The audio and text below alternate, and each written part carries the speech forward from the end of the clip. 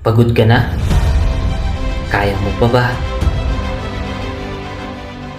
Kasi kung hindi na, bigyan mo ako ng 1 minuto para ipaliwanag sa iyo kung bakit kailangan mong subukan pa. Alam mo ba ang sekreto para makamit mo ang tagumpay? Dapat meron kang pusong palaban at walang inaatras ang laban. Pusong hindi bibigay, dumating man ng hamon at pagsubok ng buhay. Oo, alam ko, pagod ka na at hindi madali ito. Pero gusto kong malaman mo na sa tuwing makakamit mo ang kapirasong medalyang ito, ay mapapawi naman ang hirap at pagod mo.